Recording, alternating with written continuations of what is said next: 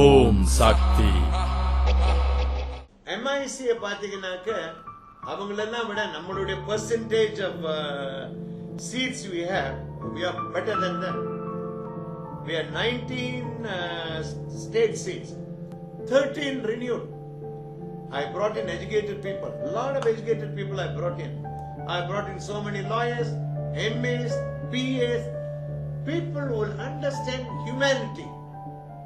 It is not you study, you come, you sit there like a boss. These are not.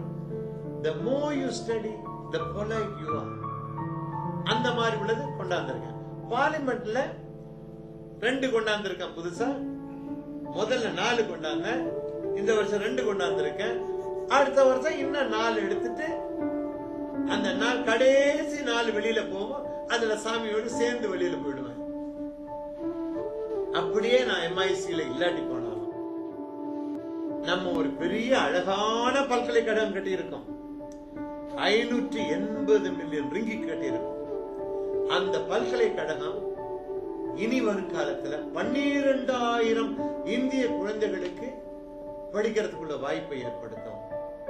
அதுக்கப்புறம் நம்ம college இருக்குது, MID இருக்குது, YSS இருக்குது. இதெல்லாம் நான் பார்த்துக்கிட்டு வெளியில வந்து I manage that. I won't be in politics. Om Sakthi.